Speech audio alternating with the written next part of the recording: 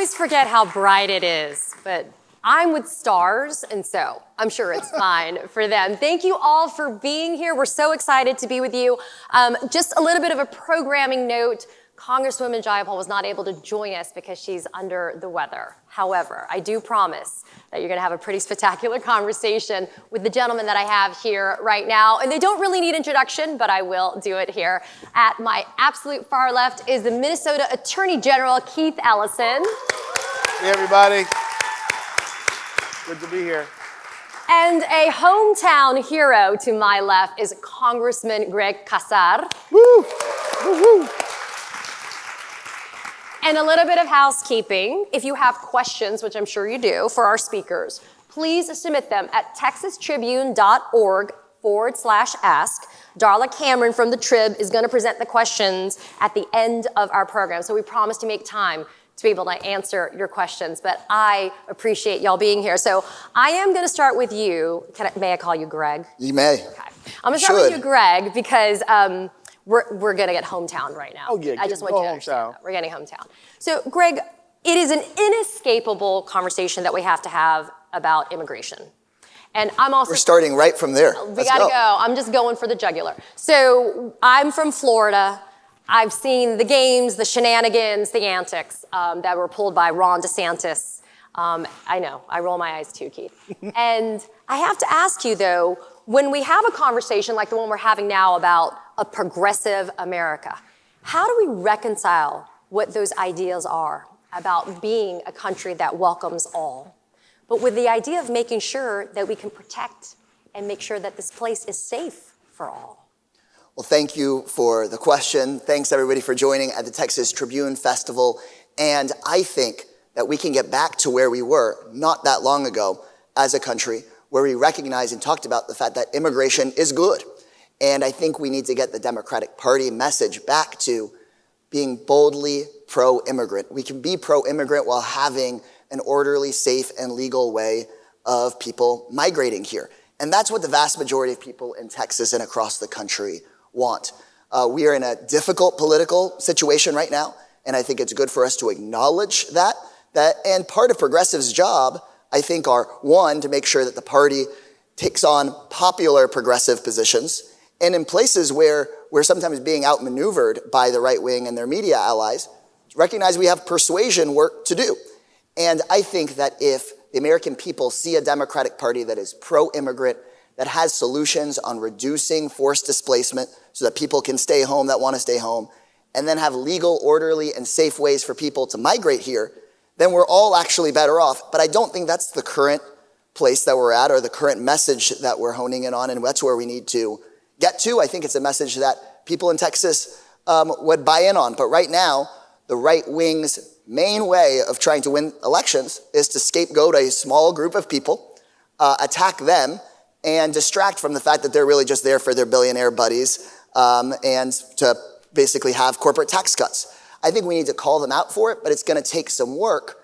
And that's the work that I think our movement is ready to do, to be able to move us back to being able to get to comprehensive immigration reform. So does it work, though? Because we know that we're less than 60 days maybe away from one of the most momentous elections in our lives. Does it work that Kamala Harris right now says that she will make sure that that bipartisan border bill actually gets passed? Well, what she has clearly talked about is border enforcement paired with there being comprehensive immigration reform and a pathway to citizenship for people here.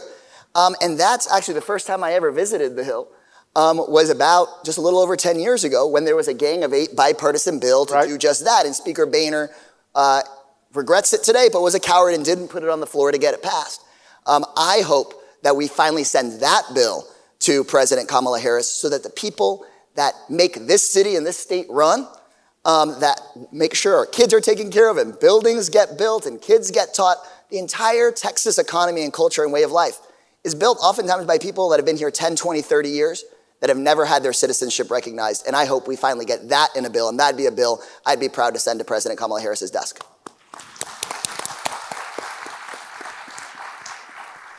Keith, listen, immigration's not limited to just Florida, Georgia, California, and those other states. National issue. Minnesota is a proud state of immigrants. I don't know if you guys know, but Keith and I are filming a buddy movie today because we spent the entire day together. We're just so hanging far. out. It's been fun. So, Keith, one of the things you said on a panel or a podcast that we just did talked about the fact, though, that there's no more population growth that's happening in America.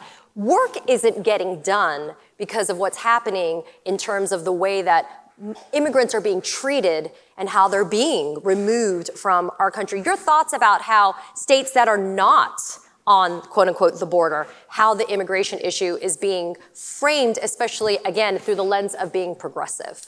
Yeah, let me tell you, immigration is certainly a national issue.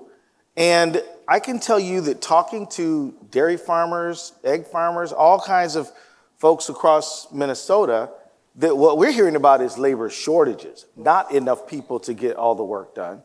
And, we have one particular dairy that has provided, housing for people because they need them that bad. One guy said to me, build a wall. No, we need to build a road here. That's what we need. And, look, if you look at your average carpenter, the average age for your average carpenter is what, 58? How old's your average plumber? How old's your average electrician? How old's your average dairy farmer? I mean, a lot of these folks who I talk to say, look, my son doesn't want to do this. He's a coder. He's a programmer in Minneapolis or in San Francisco, and he doesn't want to do this anymore. So if we're not going to let people into the country, then it will ultimately harm the country. And so we need to find a way to be orderly, of course. It needs to be, systematized and regulated.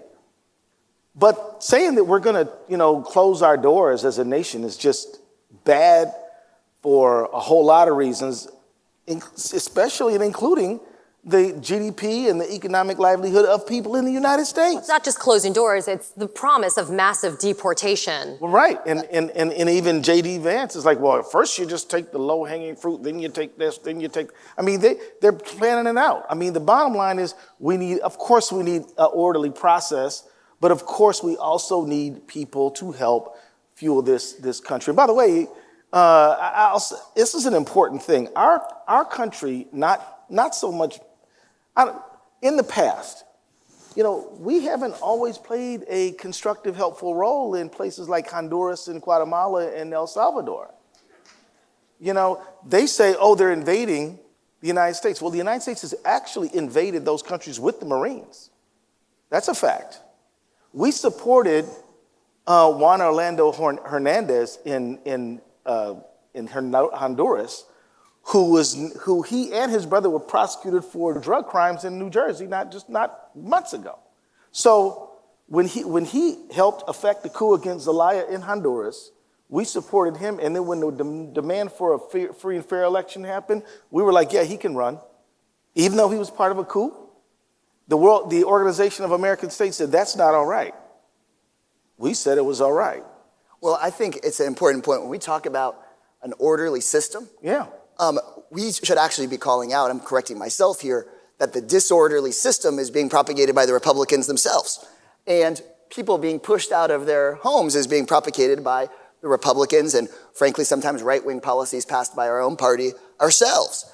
And so actually, this is a real case where the arsonists, in this case, I think the Republicans that don't want an orderly and legal immigration system, come and blame the firefighters. And we have to call them out for it because any crisis, any disorder that we're seeing, we've got options and solutions for solving it. We've got ways that people can apply, ways that people can fly here, ways that people don't have to pay a cartel to be able to move to this country. And then we've got folks like Ken Paxton, who I have trouble calling an attorney general when I'm sitting next to this guy. Suing to block legal and orderly immigration programs. They want to make legal immigration as illegal as possible, complain about it, blame us for it, and think the American people are chumps. And I don't think the American people are chumps. Yeah, they're pouring kerosene on it the whole time. If I could just add this, it is important for the United States to be a consistent supporter of human rights throughout the world. And certainly we shouldn't be, we should stand with the region and say where there was an undemocratic action that occurred, we're not gonna stand and say that's fine. And so I think it is important. I mean, it's important to understand that when we were hearing about the caravans all those years ago, these were people who, because of political turmoil in their country, were trying to go to the safe place, which was Find here. a better place to live. And it's not just like a matter of, it's not economic migrants. People were getting killed, murdered, disappeared on the Atlantic coast. Too. Yeah, and criminal gangs, many of whom were deported from the United States back there. And so I just think that they get their guns from Texas. Well, and I think it's important for us to be. I mean, Mexico filed a lawsuit against some of these gun manufacturers because of the migration of these weapons into their country. So, I mean, look, we need diplomatic solutions, regional cohesion, and we've got to create economic viability or promote it in other parts of the world so people don't have to leave their language, their family, their culture just to come here to make a living. And you do that through a leader that other world leaders respect and actually with whom they can work. So in order to effect change, though, you got to go out and vote. And I know all of you that are here are going to go out and vote. And it's not just on the national level, it's also locally.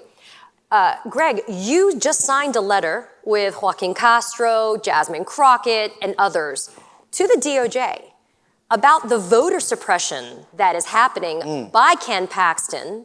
We got to go in Florida, too. We got Ron DeSantis checking everybody's signature for the Amendment 4 for the abortion bill that we have on the ballot in November. But we see really violative voter suppression, intimidation tactics that are happening here in Texas. What's going on with that? Ken Paxton, again, hard to call him an attorney around Ken or Keith and anybody else here in the audience. He is suing our counties for basically telling unregistered voters, hey, you've got a right to vote. Here's how you can apply to make sure you're a registered voter. I mean, that's the most baseline American thing that we could do. And he's basically saying, I don't want new folks or people who move from one address to another, U.S. citizens, to get a chance to vote. It's just ridiculous. It's something that you think you'd pick up and read about in the 1940s or 1950s, but it happened, just last week.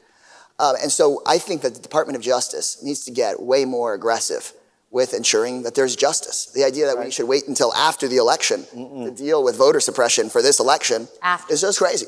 And so I think we need to push both the administration and make sure that there's public awareness around it.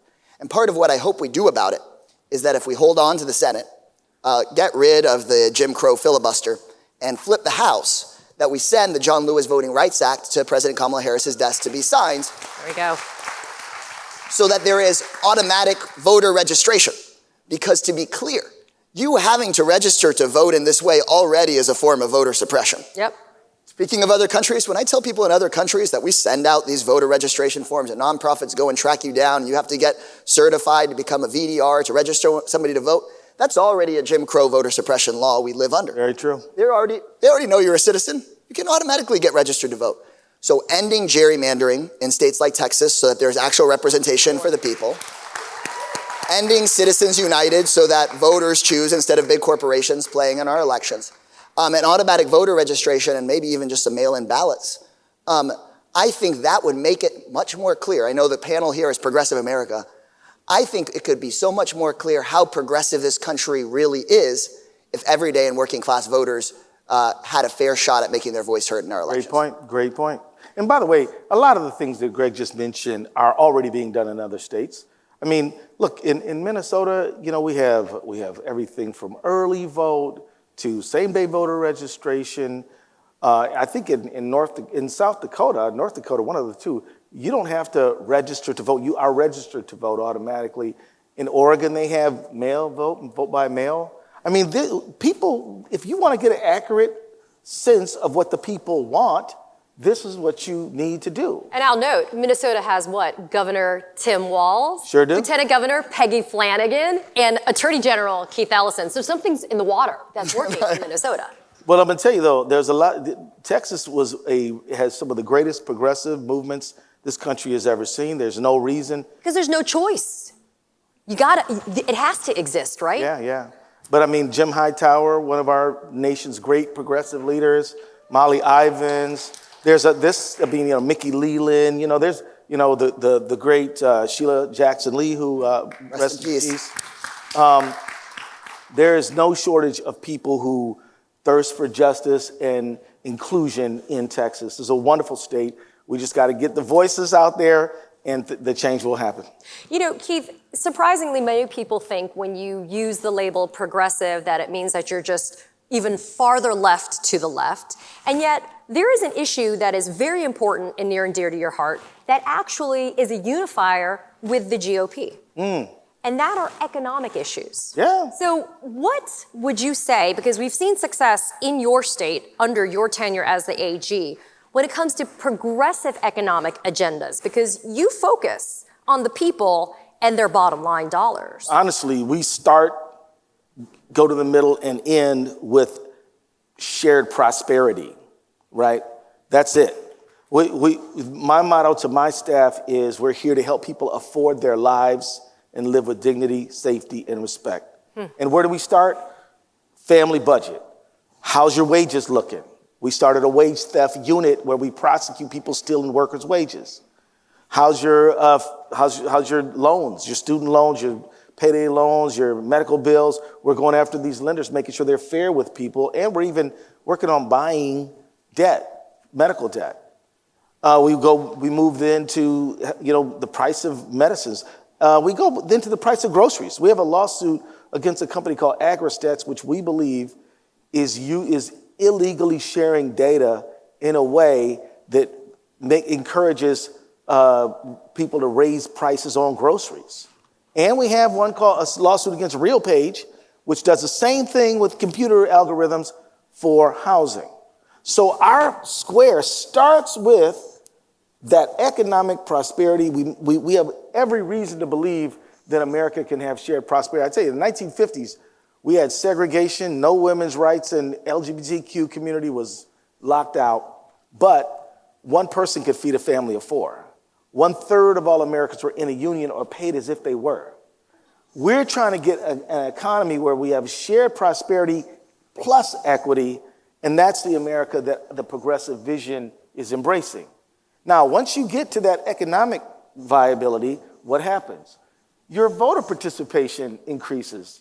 Your say-so in what we're going to do about our environment and clean water, clean air, food-free of pesticides, that expands out. It's hard to afford your life when you turn the faucet and some green-looking crazy stuff comes out.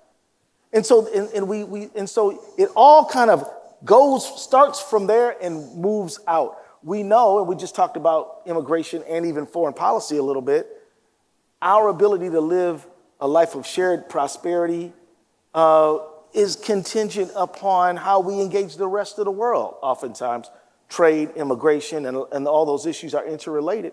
So yeah, we start with economic viability, strong unions, the right to organize, government intervention to rebalance the scales against monopolists and antitrust violators, which is something that you guys are looking at more and more. I'm so excited that the United States has a rebirth of interest in antitrust and anti-monopoly. This is a very big piece. We've doubled our antitrust group, and we're going after these monopolists who are literally conspiring not only against consumers, but against workers, against small businesses. And why in the world does somebody like, why does Elon Musk have $150 billion? Yep. Well, because, I think we're not enforcing the antitrust laws against them. We ought to hold them accountable. And I think that we need to look around and say, if you have an industry where you have 2 or 3 people who dominate the entire industry, maybe that's not a competitive market. Maybe that's not good for consumers, other businesses, workers, the environment, nobody. And Greg, you're also focusing on meeting the people where they are, the people where they are. You have been a huge advocate for protections of workers as well. And as you said in your earlier question, this is an issue that brings voters together it's not across a the aisle. political Now, issue. I don't think it necessarily has, and importantly, it hasn't brought many GOP officials across the aisle, but most people are. People get it. Yeah, as Keith was mentioning, the very first thing that I did after getting elected as a member of Congress, first press release we sent out after election night was calling for a Department of Labor investigation against Elon Musk's Tesla factory right up the street here for safety violations. And I had more conservative constituents say, you know, I was hoping you would do something like that. I don't agree with you on multiple things, but thank you for that. Because, you know, taking care of workers, making sure that the billionaire class actually pays their fair share in taxes, make sure they pay fair wages, that's something that brings people together across the aisle. And it gives us a chance as Democrats to actually have a contrast with Republican officials who might say they're pro-worker, but they never vote that way, ever. Yep. The first bill that I then voted on, was asked to vote on as a member of Congress after this whole Republican election about inflation and crime. It wasn't about inflation or crime. Their first bill they presented in the Congress was to slash the IRS's enforcement against billionaires and corporate tax cheats. My goodness. And we got to say that 1,000 times because the Democratic Party, not that long ago, was not this party overwhelmingly at the national level going after those billionaires and tax cheats, but now we are. And that shows that that progressive vision has now moved into the mainstream of the party. And that helps us bring more people along. And I think that's going to help us win this election to show, for example, that we don't want to expand the Trump tax scam, as he's out there saying, that we actually, if the voters help us flip the House and send Kamala Harris to the White House, that will actually increase that corporate tax rate to where it should be and make sure people can afford childcare and afford elder care and go to the hospital and not be bankrupted. I think that's right. The Democratic Party of LBJ and Barbara Jordan. Sure is, and it's the progressive wing of the Democratic Party today, on the very forefront of saying, you know, this is an economy that everybody should be able to experience prosperity, and if you're too young to work, opportunity economy, as it's being called. Well, yeah, but if you're too young to work, you're too old to work, or if you're too sick to work, or if you're just down on your luck for a while, we believe in a compassionate economy where your neighbors should help you get through the tough times. I believe in a Democratic Party and a progressive party that is unafraid to be advocates for the poor. My religion tells me that we should be advocates for the least of thee, and I think that's a progressive vision too. Yes, middle class, yes, you know, the business folks, I'm for them, no problem, but poverty is a major problem in our country.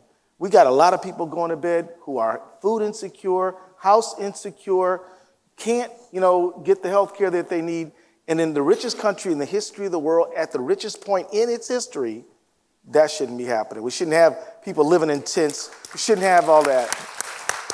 But were those basic tenets of decency, were they in the big tent of the Democratic Party, were they there and then they got pushed to the fringe and now they're coming back into the more center of view? Are you trying to get us to name names or what? So look, guys. But I'm asking, I mean, I feel like, you know, because when you talk about progressives, especially in the Democratic Party, sometimes people say that's almost like a negative thing. But it sounds to me what you're saying to all of us is these are basic tenets of decency that are the actual foundations of America. So some people were trying to crack on Tim Walz, said, oh, he's progressive. I said, how is it progressive if you're a teacher and you see hungry kids, and then them. When you get to be governor, you pass a universal meal program? That's pragmatic. That's sensible. That's sensible. And so oftentimes what a progressive really is somebody who recognizes the need to respond to an urgent problem before others get the awareness or the guts to work on it, right? I mean, think about it. I mean, so often things that we call, so many things that we take for granted are progressive today. Universal public education was considered progressive at one time. Yeah. To not be able to own another person. The abolitionists were like troublemakers. The radicals, yeah. Radicals. Suffragettes. Oh, women voting? Oh my God, that's so progressive. I mean, my point. Just a minute ago, gay marriage was polling under 50%, and President Obama couldn't run on it. And the progressives organized, got the message out, and now it's like 80 or 90% of the country. Yeah, you know, the progressives are the gutsy people who say 1 + 1 = 2 when others don't want to say it. Commit it. If I say that, oh, well, will that be expedient? Will people like me? Does that poll well? Oh my goodness. The progressives are like, we don't give a damn whether it polls well. We're going to say it and we're going to do it because it's what's right. That's the progressive position. And that doesn't mean progressives don't listen and don't compromise. I think that sometimes you got, one thing that separates what I think progressives from the far left is that we understand that having some slices of bread is better than not having any bread at all. And I sometimes, and I'm not hating on the far left, but I will say some of them are like, well, if we can't have every single thing we're asking for, it's a sellout to take some of it and then come back for the rest later. And I just don't agree with that. Greg, do you agree with that position? Yeah, I mean, that's part of what is so important about governing and about winning, because the communities that we represent can't afford for us to not deliver for them and then build off of it. And so I think there's a way you compromise without compromising your values. Right. And I think being able to show and boldly deliver wins inspires more wins. Right. And here's the other thing about progressive being cast is not a good thing. Folks, we just have to accept the fact that the MAGA conservative movement will always and without fail attack your character. They're just going to do it. It's not when they're going to do it. They're going to do it. They attacked Obama for wearing a tan suit. They're coming for you, man. They're going to run your name into the dirt because they know that most people don't know the details of all these policy issues. We were in Congress, and it's hard to keep up with all this stuff. I mean, and so they know that what people are going to go on is, do I feel like I can trust that person? So conservatives say, we're going to make sure that you don't think you can trust that person. We're going to go for their good name and try to tear it down. And that is what all of this stuff is about. That's why a guy who spent 24 years in the Army National Guard has somebody trying to tear down his service. My goodness. Really? Yeah, really. That's where we're at. So do not fear that somebody's going to say something unkind about you. Stand for the right thing. And if you keep at it and you organize with others, you're going to get it. Is there a line of demarcation, Greg, between progressives and what Keith calls the far left? Well, I mean, of course, folks fall on an ideological spectrum, but what I've found is so important are the people that are really there to do the work. Right. The people whose hearts are open are really there to do the necessary policy change. And I think that, for example, in the tax fight next year with the Trump tax scam expiring, there's going to be really important negotiation going on. And I think that if progressives hold back and don't speak out and don't push for the best deal we can get, make sure that we level the playing field the most we can, then the conversation will necessarily get dragged more further and further to the right. So I think it's going to be our goal to organize and push to get the best deal we can, but we can't walk away. We can't be scared to walk away from the table from a bad deal, but we also have to recognize that if we can pull hundreds of thousands of kids out of poverty, if we can raise that corporate tax rate back up and the way that Trump plummeted it down, then that could actually inspire people to come back and vote and participate again if there's some stuff that has to get left on the table, because necessarily it's going to be a negotiation. I mean, I hope for a landslide election, but given the way that gerrymandering exists in this country and the undemocratic way that the Senate isn't actually controlled by majority will, we have to recognize that even if we do really well in this election, it's not going to be, we're probably not going to be able to deliver everything that folks on the left might want. But I think we can actually get a really, really good deal for the country, because the vast majority of the American people think it's nuts that so many of these billionaires pay a lower tax rate than, the folks working backstage right now, or the people cooking and serving food out front. Yeah, and I will say this about people who operate on political polls. The function that they play is that they move the what they call the Overton window. If you demand, fair wages and you're uncompromising, you create possibility for people who are a little bit closer to the center. That's how it works. So I'm not here to say people who demand on their moral imperative are somehow bad. I don't believe that. But what I will say is everybody has to recognize that at the end of the day, we need some things to deliver. We've got to have some things to deliver. So, if we say we're not going to take any immigration bill except for the one that I would write by myself, then we're not going to get anything, and we're going to then have the status quo. So understand, oftentimes the issue is not the Republican wish list bill versus the Democratic wish list bill. It's the status quo versus everything else. So if you want to make change and you think that the status quo is untenable, you've got to be willing to do a deal at some point. So I will say this, Keith.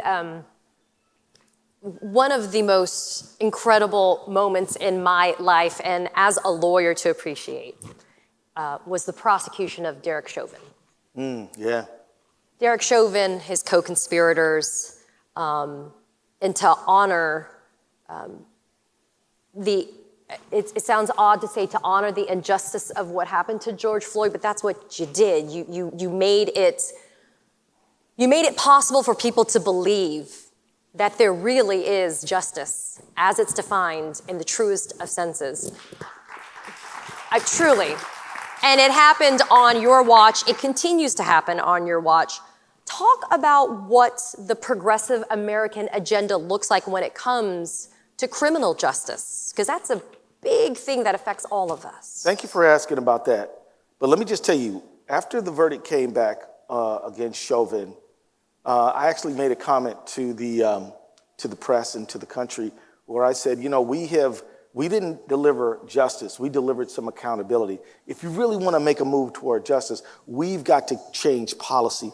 And that's why our beloved brother, Greg, I'm so glad you guys are trying to move on the George Floyd Justice and Policing. Yes. We got it. We can't just, my biggest worry about the case, and I'll tell you this, Katie, my biggest worry is people be like, okay, he was a bad cop. Y'all prosecuted him. Good.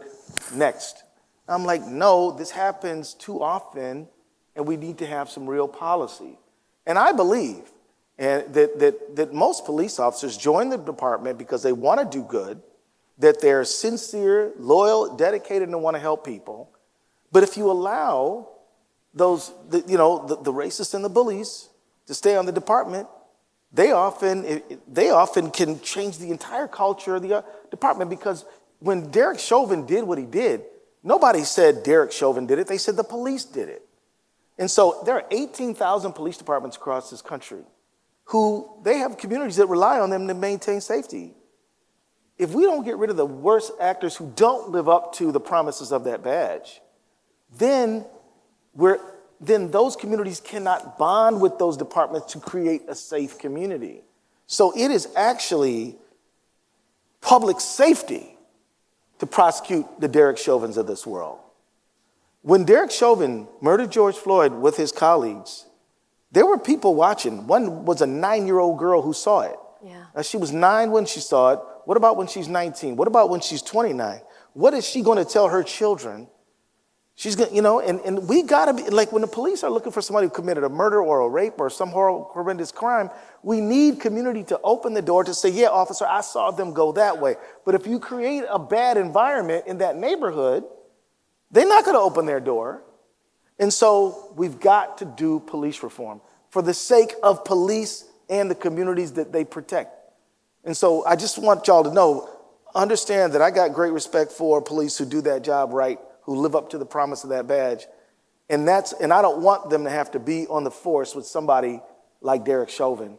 And we've got to create an environment where they don't have to. So what happens, though, Greg, when we see the news yesterday that the national FOP endorses Donald Trump?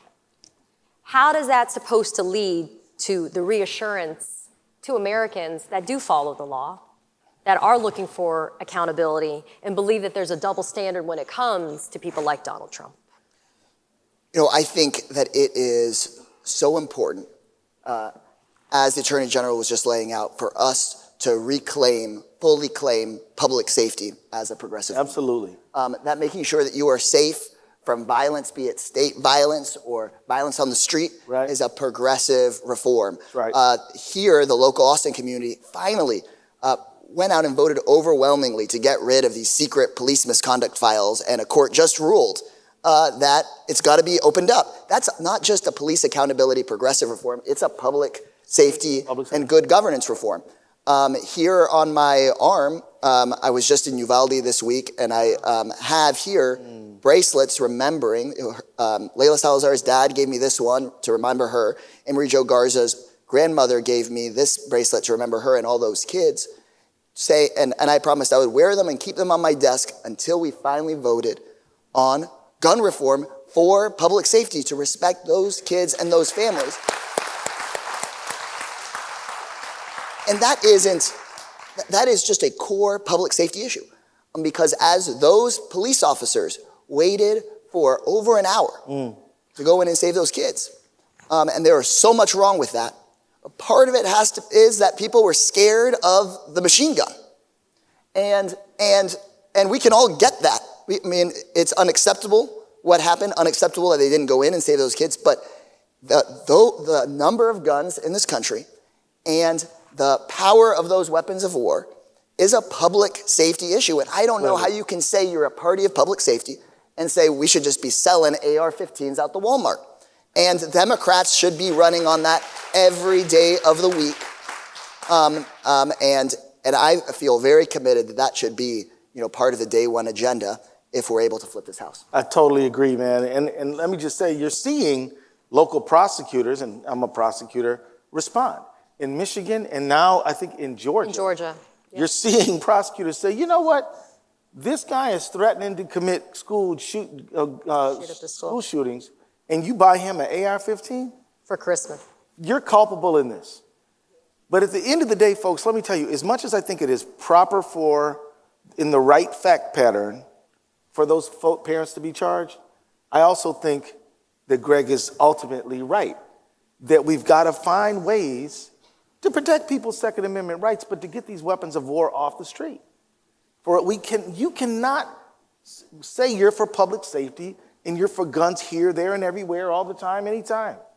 And we've got to come to that conclusion. The problem is that when a horrific shooting happens, sometimes it provokes the public sentiment so strongly that we rise up. But then the other team... For how long? Yeah, but then the other team just outlasts us. Yep. And this is what we're up against. So, Keith, another thing that I really wanted to bring to our audience's attention is something that I found to be so fascinating about you, and it completely does fit with the vision of a progressive America, which when we say climate, which, by the way, I have to say, hats off to y'all here in Austin. Your weather's beautiful, which is stunning. I was just here 2 weeks ago, and this weather is amazing, and I live in Miami, so I can appreciate the heat and the humidity. But when you say climate, a lot of people don't think that necessarily fits with this agenda, and yet what you've done in Minnesota is you've deployed litigation. You've deployed lawsuits. Right. Against 6, you've got a current lawsuit pending in state court in Minnesota, against 6 of the largest fossil fuel companies, including Exxon. Yep. And when we say it's climate litigation, y'all might think, well, what does that have to do with that? But it is. Well, what it ultimately is consumer protection. And that's what I want. And it is a tenet of every state and the federal government's consumer protection laws is that if you produce a product, you cannot lie about that product. You can't say cigarettes are healthy for you, that they're particularly cool, that 4 out of 5 doctors smoke cigarettes. This is lies, right? Yep. If you want to sell cigarettes, just admit this stuff kills you. You sure? And if you're like, yep, give me one. Okay, fine. You're one, you know. Yep. Well, same with climate, right? This product, we all use this petroleum product. We use it. It is useful. But you can't say that it doesn't impact the climate. And they did for a long, long time and had a whole campaign lying about saying that anybody who complains about climate change is a Chicken Little, that there's no such thing, that the climate, there's no scientific consensus when there absolutely was. You paid one guy to say there wasn't, and that you call that a debate. It was never a debate. Manufacturing, just fake controversies. And so that's our lawsuit. Our lawsuit is in state court, which is very important because I don't trust the United States Supreme Court right now. And by the way, Keith, the other side tried to get it to the Supreme Court. Oh, that was one of the big battles, is them trying to remove us to federal court. To get in front of that conservative SCOTUS majority. To trying to get in front of get on a favorable playing ground so they can get a hometown referee, But no, we kept it in Minnesota State Court because it impacts Minnesotans. This case is about Minnesotans. And we've seen farmers who, sometimes there's drought for long stretches, Other times there's way too much water and then the crops are rotting in the field. We have our indigenous community that's having their ricing heavily impacted. In Minnesota, we have, the Ojibwe and Dakota peoples, and ricing is a big part of their culture. And that's negatively impacted, together with many other adverse effects. And so they have lied about it, and now we're going to make them tell the truth about it, and we're going to help mitigate the harm of it. And it's all based on a consumer theory. So it's moving forward, and I'm telling you, if you're listening out there, Exxon, we're not that inclined to settle this case. Maybe this case should be tried. Maybe the country needs to see all the stuff you did that was so dishonest and unfair. Of course, I'm not going to make any determination of what we're going to do on this stage right here, right now. It's a trial. Decision. We're not breaking news. No, sorry, but I'm just saying. I guess I'm saying something that I think you could appreciate. Most cases that are ever filed are settled. Yep. Settlement is how we do. It's just how things. The way it is nowadays. But some cases should be tried. Like you mentioned the Chauvin case. Yep. Look, there was an offer on the table because that's how we do business every day. But it was not some, get out of jail free card either. And when it was turned down, I'm like, let's roll. All good. Let's get a jury up here. Because one of the great values of a jury trial is that you lay out that evidence and you show the country what's going on. We tried Juul. Who's familiar with Juul? Anybody? The vaping company? Yeah. They were marketing to children. We sued them, and we went all the way through trial. And right when we were about to start closing arguments, they were like, can we go talk for a minute in the conference room? And I'm gonna say, you better be ready to make it worth my while. And we were able to get that, and we're gonna get money to reduce juvenile nicotine use in Minnesota. I'm very proud about that. Anyway, there you go. So, I actually do think that's completely worth some applause. Greg, you are uniquely situated in DC, and you have goals and you have objectives that you want to achieve for your constituents and for Americans at large.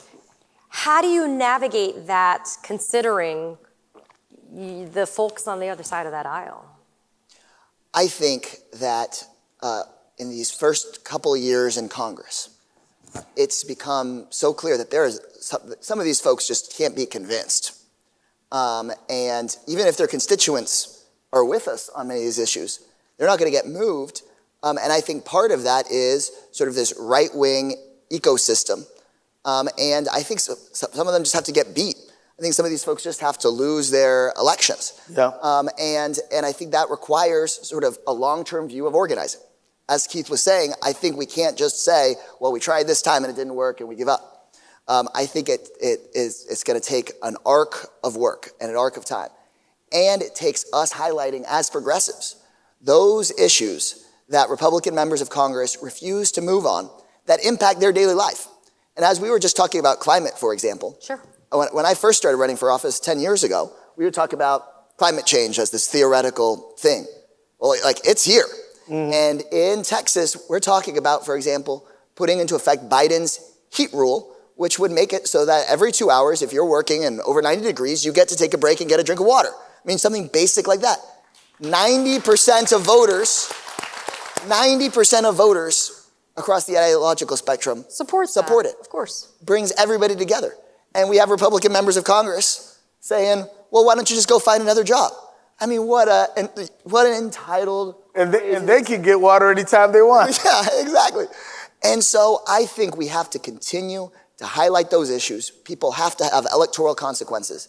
And then, but we know that they're, given gerrymandering and infinite money in politics, we can't flip them all that way.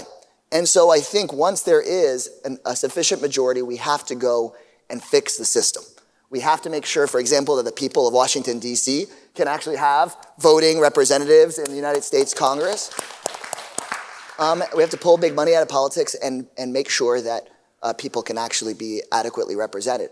But to get there, I think we have to be able to persuade people by going right at the issues that some of these people that feel like politics isn't for them, that really speaks to them, and I think the Democratic Party is doing better at that, and calling out the Republicans on where they're way off from their base. I've started talking about, we hear about cartels nonstop now over there. I think that cartel leaders love the Republican Party platform. The cartel leaders are like, oh, you want to make immigration really hard to do so that there's a black market for cartels to work in? Yep. Pro-cartel policy on the Republicans' part. Oh, we can't get guns from Mexico or Latin America, but the majority of the guns that they confiscate from the cartels are from the United States, and the majority of those U.S. guns are Texas guns. In Texas, the Texas Republicans say they want people to be able to get guns without a license, without a background check. That's about as pro-cartel of a policy as you've ever heard. Yep. And so I think we have to run right at them on issues like that. But like, that's why I'm glad that this is a wonderful conference thank you for inviting me. I'm excited to be here because if people They didn't stop you at the border coming in. No, they let me in. If people are exposed to another way of thinking on these issues, Yes. so often they will share it. And all of you have loved ones, you got friends, you got relatives who are kind of trying to figure out this very complicated, complex world, and they're inundated with all these messages. But if we can get together and just chop it up a little bit, we can go out there, and I believe that the future is bright if we can keep on sharing the sensible message. So it's like what you just said about guns and the pro-cartel thing. That's kind of like, yeah. So I want to remind everybody that we actually have the ability to take questions, but I was going to ask Keith one more question. But if you do have questions, it's texastribune.org/ask. So make sure that you send the questions and we'll have them. But very quickly, Keith, before we do the Q&A, we're blessed to have Congressman Casar go from Texas to DC. You have done this. By the way, I don't know if y'all know this, but Tim Walz and Keith Ellison went to DC together at the same time. So Keith Ellison was in Congress and then came back to Minnesota and ran for state office in Minnesota. Do you think that it is something that has to be done where we kind of go and remove ourselves from the national level to come back to the state and local level to affect change because of the fact that there's so much chaos and dysfunction that happens in DC? Not at your feet, by the way, Greg. But. Well, let me just say, I think what we need to do is understand that we live in a world where all politics is local, but also all politics is national, and even now all politics is international.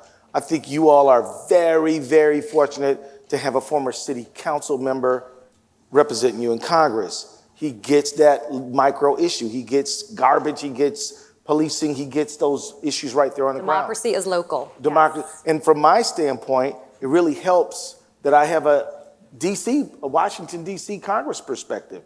So I know that this is not some nameless, faceless black box where nothing can ever happen, because I've been up there to know that, yeah, things can happen. It's not easy, but it can happen. And so I don't carry back that level of cynicism that sometimes if you really don't have any DC exposure, you can just throw your hands up and figure like nothing good can happen out of that place. It's not true. Good things can happen out of that place and do happen out of that place. So what I'm saying is that look at your local representative as connected to your state person, as connected to your federal representative, and really try to see them as one team whose job it is to advance your will and the best interests of your family. And always bear in mind that all of them are critical in order to be effectively representing you, And then you got the representatives and the legislative team. Don't forget about the executive branch folks. Those folks are part of this conversation too. We've got to see politics as one team, all dedicated to helping your family, and you've got to know how to pull each lever to make your family best off. I think ironically, the party that's actually done a good job on that is the GOP, but they're all infected with Trumpism, and that's the reason why. So we got to get better. Okay, question. Great. Thank you so much for your questions. The first one, Heidi from Austin mentioned Cesar's history of practicing collaborative governance at the local level and asks, how do you take that practice to Congress? That is such an important question because we in Austin have really shown how when social movements are able to partner with local elected officials, we can do so much. And that is much harder to do at the national level because the country is really so big. And I think that's something that we still have to work on as a Congress, is to figure out how it is that we can partner with folks on the ground.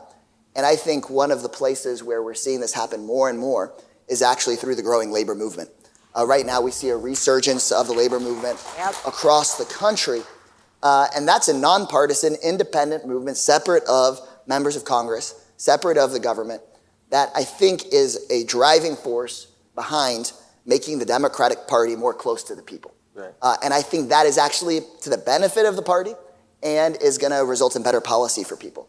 Just yesterday, actually one of the biggest IRS centers in the country is here in Southeast Austin. I was just there with Treasury of Secretary Yellen, and I never thought that we'd have the Treasury Secretary stand up in front of a bunch of IRS employees and say, I'm here proud to announce that you guys are getting the millionaire tax cheats, non-filers. We're finally getting them, and now we're going after their private planes that they write off as business expenses but use for themselves.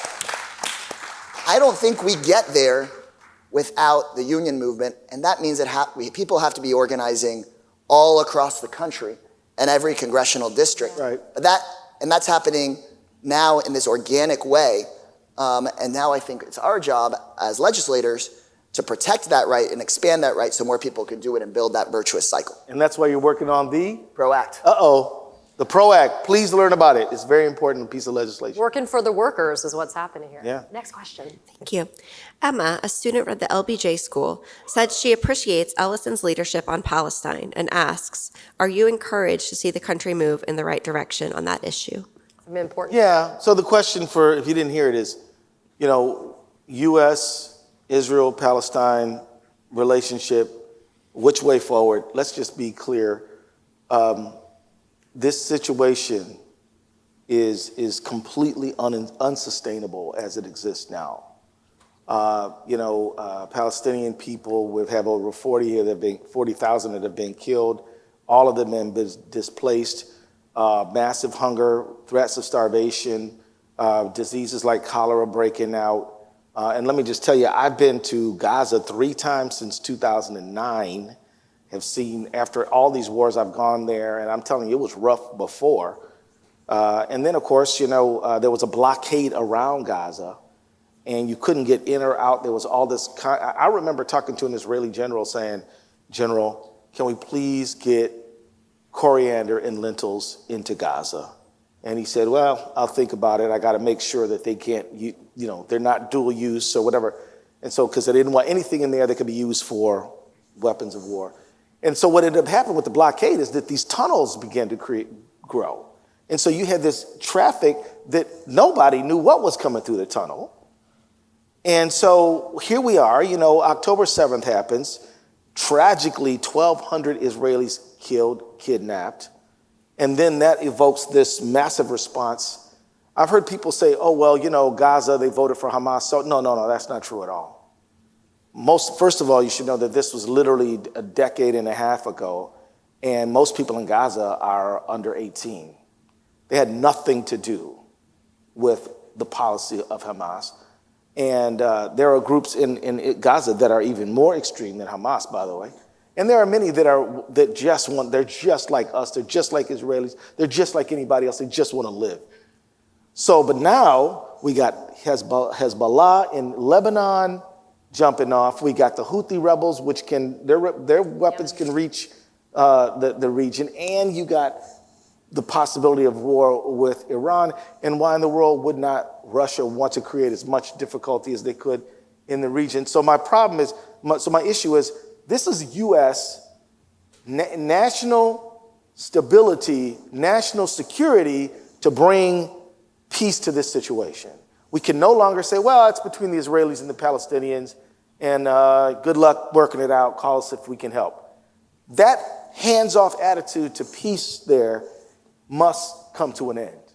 We have to say, no, you must come up with a sustainable arrangement there. We are going to use the tools at our disposal to make sure that this happens, because right now you're going to drag us into some mess. Mm-hmm. And so I think really that we've got to be far more robust. And look, I'm not one who's asking anybody running for president to commit now exactly what you're going to do.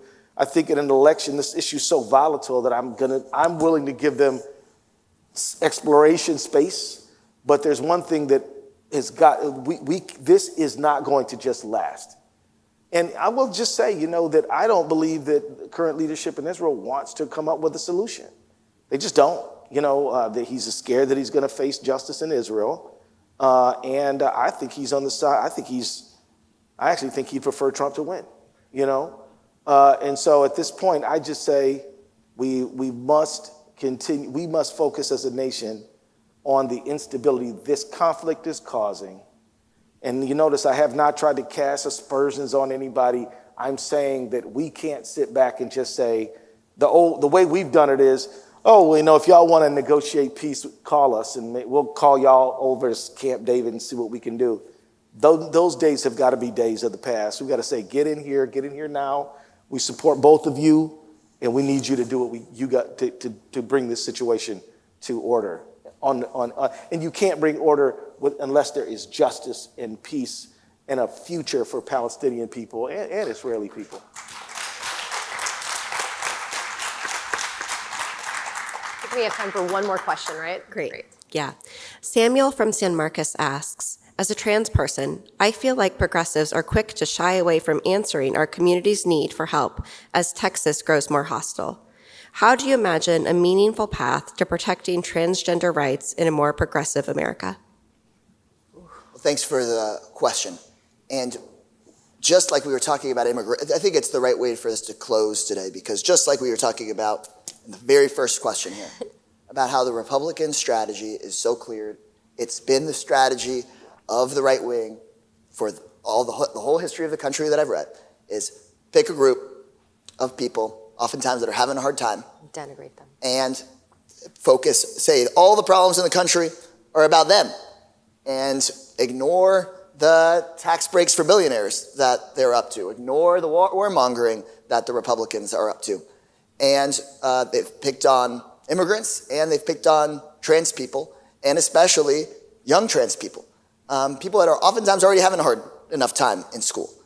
And I think that as progressives, our job is, one, to stand up for those basic rights of every single person, no matter who you are, including and especially trans folks and people that are targeted. And also, though, to provide to people the transparency about why they're doing it. Why is Greg Abbott making it his thing to go and bully trans kids and take away their health care? It's because he doesn't want he doesn't want to talk about the fact that he's defunding your public schools and taking teachers out of your public schools. He doesn't want us talking about the fact that he's handing out tons of money to the Elon Musks of the world. He doesn't want to answer questions about him not accepting our own tax dollars back here for the Medicaid program, which is killing people. Right. His policies are killing people and rewarding his rich backers, and that's why, part of why he enables his own hate and the hate of other people to beat up on the vulnerable. And I think we should lean in that way, because I think, to your question, there is a reaction sometimes inside parts of the Democratic Party to say, well, that's not polling the best, and let's walk away from it. Right. But we can't walk away from anybody, because when we walk away, the Republicans take more space. Whew. So we should lean in, support trans Texas, support immigrants, and then also, though, explain to the folks that aren't trans or aren't LGBTQ or haven't had immigrants in their family for several generations why our futures are linked together. And that's what the LBJ Coalition did. That's why a Texas president, who used to be not the strongest in civil rights law, wound up signing the Voting Rights Act into law, signing the Civil Rights Act into law, creating Medicaid, creating Head Start, right? Because they built that broad-based coalition. And I think that we're called upon in this moment to try to do the same thing. Well, Vice President Kamala Harris earlier today said we're all in this together. That's right. That's what she said. And we're all done. So I just want to say a round of applause for Congressman Greg Casar and Minnesota Attorney General Keith Ellison. Thank you all for being here.